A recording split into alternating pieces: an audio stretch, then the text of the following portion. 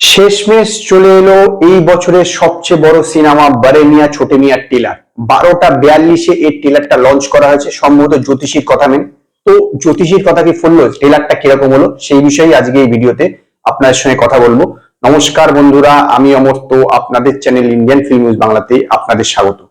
এই টেলারের যেটা সবচেয়ে আমার ভালো লেগেছে সেটা হচ্ছে পৃথ্বীরাজ সুকুমারনের লুক। একজন হিরো ততই বড় যত বড় ভিলেন। এই ট্রেলারের শুরুতেই সেই জন্য আমি ভিলেনকে দেখানো হচ্ছে, ভিলেনের হাইটটা দেখানো হচ্ছে যে সে কত বড় মাপের ভিলেন। তাহলে হিরোকে বুঝতে সুবিধা হবে যে হিরো কোন মাপের।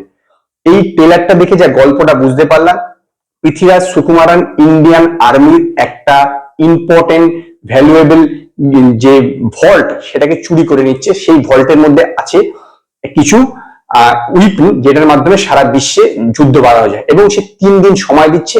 সে যেহেতু সাইকো, মানে পৃথ্বীরাজ সুকুমারন যেহেতু সাইকো, তো তাকে ধরবার জন্য 2 জন সাইকো মানে অক্ষয় কুমার এবং টাইগার শ্রফকে আনা হচ্ছে, যারা ইন্ডিয়ান আর্মিতে লায়ন বলে একটা রেজিমেন্ট আছে তাতে কাজ করে। তো তাদের সাথে আরো 2 জন মানসী চিল্লার এবং আলিয়াফকে নেওয়া হচ্ছে তাদেরকে হেল্প করার জন্য। তো তারা এটা জানতে পারে যে লন্ডনের একটা ভল্টের মধ্যে সেই যে জিনিসটা চুরি করেছে পৃথ্বীরাজ সুকুমারন, সে সেটা লুকিয়ে রেখেছে এবং তারা সেটা আনতে যায়। এইটা হচ্ছে মোটামুটি এই সিনেমার গল্প। এখানে কিন্তু একটা টুইস্ট আছে। এখানে যেরকম শুরুতে দেখানো হচ্ছে অক্ষয় কুমার এবং টাইগার শ্রফ একসঙ্গে যাচ্ছে জিনিসটা উদ্ধার করতে, আবার কিন্তু শেষে দেখানো হচ্ছে তারা একে অপরের সঙ্গে অ্যাকশন করছে। এই বিষয়টা কিন্তু একটু টুইস্ট আছে পুরো সিনেমাতে। এই ট্রেলারটা 3 মিনিট 31 সেকেন্ডে, কাজে এত বড় ট্রেলার দেখেই বোঝা যাচ্ছে যে সিনেমাটাও কিন্তু বেশ বড় হতে চলেছে। এবং এর যা স্কেল, যে লেভেলে অ্যাকশন হচ্ছে, এক কথা অসাধারণ।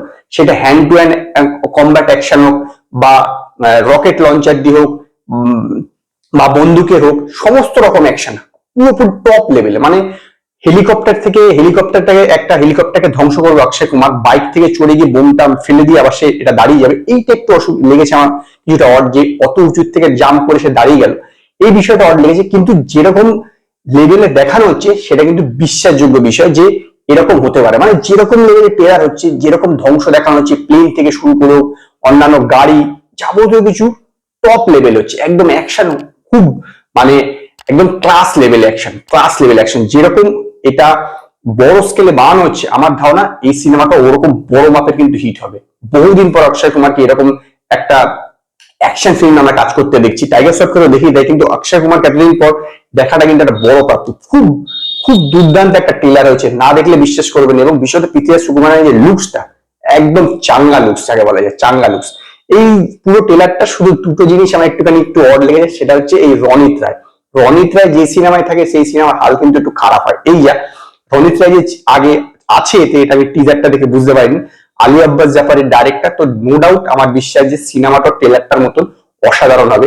ট্রেলারটা কিন্তু এক কথায় আমার অসাধারণ লেগেছে, আমি রেকমেন্ডেড করবো আপনারা একবার দেখুন, আপনার নিশ্চিত ভালো লাগবে।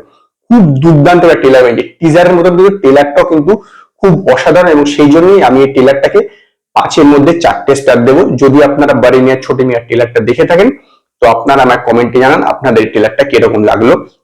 যদি আপনাদের এই ভিডিও পছন্দ হয় তো লাইক করুন, কমেন্ট করুন, শেয়ার করুন, আর নতুন আপডেটের জন্য আমার চ্যানেলকে সাবস্ক্রাইব করুন।